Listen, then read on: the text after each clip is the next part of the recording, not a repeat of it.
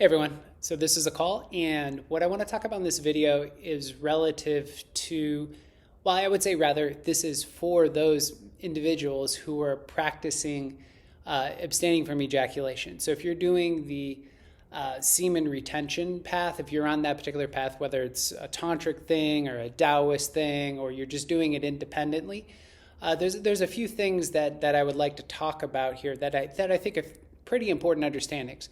One is dealing with the shame and the guilt, right? So shame and guilt oftentimes come up for those individuals who, I think this is probably most men, but what you end up doing is you end up abstaining for, let's say you've gone like 2 weeks.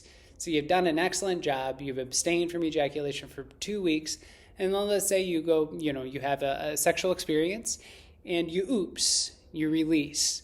The question, I've received this question so many times, and the answer is almost always the same, which is you have to watch the emotional content, the emotion you're holding after you've released, as well as during that process. So the woman who taught me Tantra, for instance, she used to say like, oh, if you're going to release, just let go and enjoy it. And that is probably the correct attitude to have on some level, but it's a little more nuanced than that. And so what I would like to do in this video is to give you some ideas on how to kind of deal with the sort of shame and guilt piece. And also I'd like to go in, well, actually that's another video. Let me just stick to the shame and guilt piece in this video. So you've abstained from ejaculation, 2 weeks. What do you do? So obviously, if your desire is not to release and then you release, the thing is that once you've hit that point of no return, just as my Tantra teacher taught me, you're better off just letting go and enjoying it. Right? Now, there's two things that kind of happen here, though. One is, I've practiced a lot of tricks, right? So I have little tricks that I do that if I'm going to release, then what I do is I utilize these tricks. And what the tricks do is they basically reduce the energy loss from the ejaculation, because that's my primary concern, is the loss of energy. I'm not so concerned about the fluid itself, and I'm, in that sort of thing. That's not the point. The point is to redirect the energy. So, at the moment of orgasm, I apply Mahabandha. Now, if you want to know what Mahabandha is in greater detail, I think I've talked about it on this channel several times. So if you're not a member of this channel, please push subscribe down below. Otherwise, you can go back through my history videos. You can see the Mahabandha videos. And the other thing is if you're really wanting to learn about transmutation, Mahabandha, that sort of thing, what you want to do is you want to look into my sexual energy program, my sexual energy coaching program. I have a video-based version as well as an in-person version. Well, in person, it can be done online or actually in person if you're in Chicago. Regardless, but the thing is that at the moment of orgasm, one is wanting to do is reduce the degree of loss. Now, there's a tension thing here, right? So I tend to be a high-tension individual. So, and I've also trained myself in these techniques like Mahabandha. Let me go ahead and tell you really quick what Mahabandha is. Mahabandha, M-A-H-A, Bandha, I can't pronounce it, spell that for you at the moment. Anyway, Mahabandha is called the Great Lock, and it involves root lock, Mula Bandha, sort of some engagement of the diaphragm. In a yogic sense, it's called Uddiyana Bandha, in which you're pulling up under the ribs. But at the moment of orgasm, no one's going to be pulling up under the ribs. That's quite tricky.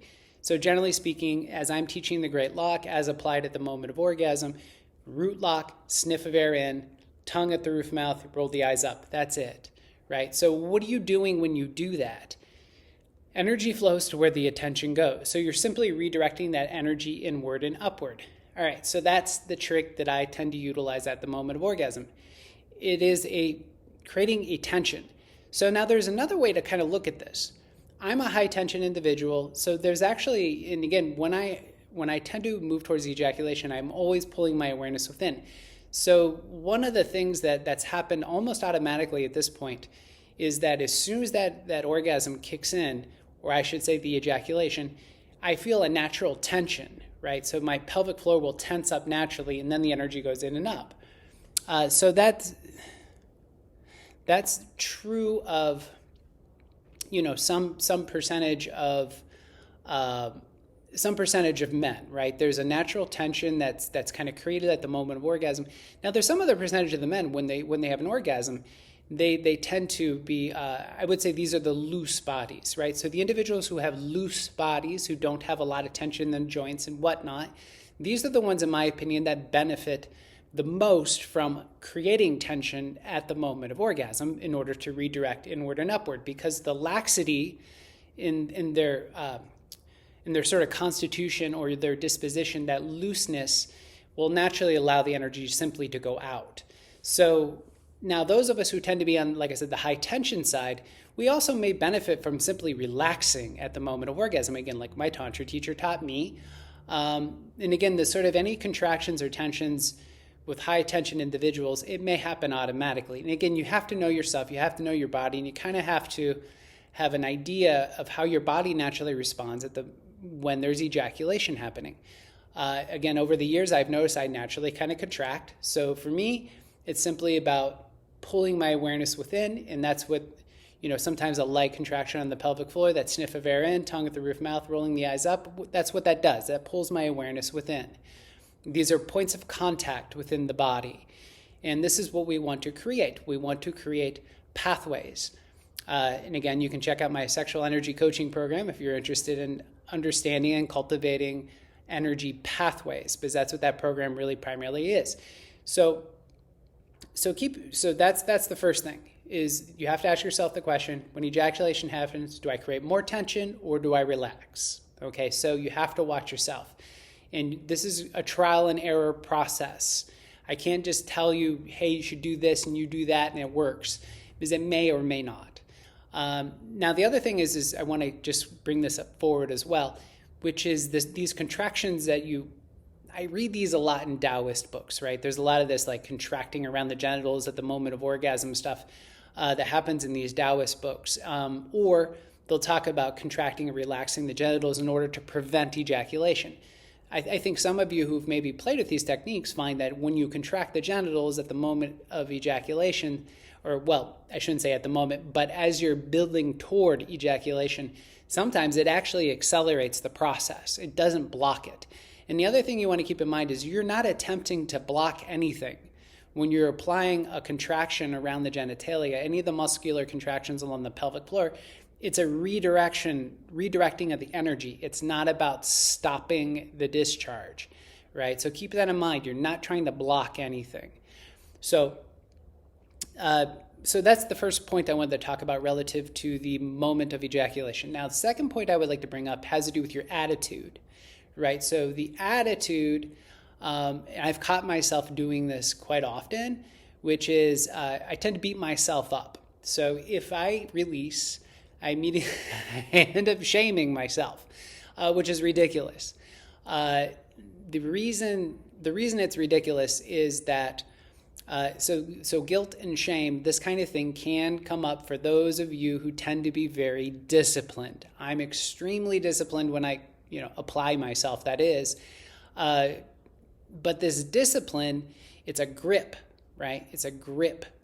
And so that grip is, again, it's helpful that I have this level of control and this grip, and I can make basically force myself to cultivate practices and whatnot. It's all very helpful. But when it comes to the moment of orgasm, I have to be a little more gentle with myself.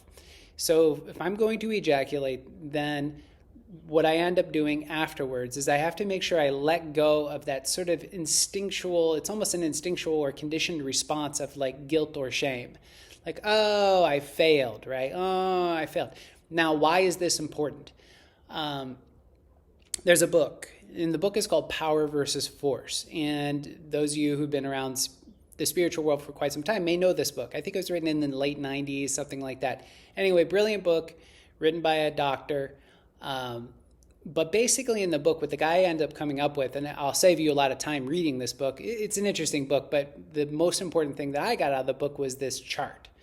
And if I can, I'll try to find the image and I'll post it on this video. But this chart it's a scale of 0 to 1,000. So if you can picture 0 at the bottom and 1,000 at the top. 0 is you're dead. there's no energy for life, right? There's no energy for life. And at the top is 1,000. 1,000 is you've achieved the Tibetan rainbow body and you've disintegrated into ash. Okay, and so that's the essence of it. And just so you know, neutral or neutral attitude or objectivity is 200 on this scale. Okay, I think anger is 163, something like that. So the point of the scale is that what is just a notch above death or zero? And not surprisingly, that's shame and guilt. Shame and guilt are the lowest emotional states in which it saps your life force, right? It absolutely drains you. And so that's one of the most important things, is to recognize areas in your life where you tend to shame or guilt yourself, right? So again, for me, it's when I fail to do something that I'm disciplined at. Again, like I'm very disciplined about not ejaculating. And so if I do ejaculate, then it's like, I kind of beat myself up, and I've had to learn to diffuse that immediately, and I go into breathing, right? So my solution is to accept the fact that I have that pattern, right? So acceptance is key, number one. And then secondly, what's important is that I'm so not only accepting that pattern, the presence of that pattern in my life, but also then I need to shift, right? So it's not like, I'm going to now shift my awareness into love and light, that kind of thing. No, what I do is I shift back to neutral, right? I go back to 200 on that scale. I go from just above zero or death, which is shame and guilt, and I go up to 200, which is objectivity. So in other words, I start breathing, right? So I start breathing, and the other thing I do is I re-engage my pelvic floor, right? So the ejaculation has happened already. So the yogis, the tantrics, all these, spiritual teachers that I've heard something very common, something that's commonly said for at least the teachers that I was exposed to. They didn't all say it the same way. But in essence, what it is when a man ejaculates, he loses his root. Other words, you diffuse the pathway into the body. You cut it off. Other words, you're not interested in pleasure anymore. So one of the understandings within a sort of tantric approach to sexual dynamics is the understanding that pleasure is a pathway. It's a pathway to merge the mind with the body. It's a tool, right? It's not the point of Tantra. I talk about it ad nauseum because to me it's really interesting. But pleasure in this concept, from this viewpoint, is a pathway into the body. And so if after I release, like I said, I go into acceptance, I go into presence, so I go back into kind of a meditative space, and then I start to inhale, relax my pelvic floor, exhale, gently contract, inhale, relax, exhale, contract. And again, because I want to reweave my awareness back into the form, back into the body. I want to reconnect, because when, it's very true, at least in my life, when I ejaculate, the experience in the moment is nice. Don't get me wrong. It can be very powerful and cathartic, but it also leaves me feeling wonky, dizzy, disoriented, spacey, depressed sometimes, just sleepy, these kinds of things. So for me, I need to make sure that after I've kind of gone through that sort of period after a release where I'm kind of relaxing and letting the energy settle down, that I re-engage. I re-engage the pelvic floor and I re-engage my body. And again, would be my recommendation for those of you out there. But so in final, what I would like to say is really, really watch it. Watch the attitude, right? It's shame and guilt are akin to death, right? So you don't want to come out of a powerful energetic experience like ejaculation and to immediately go into, shame and guilt.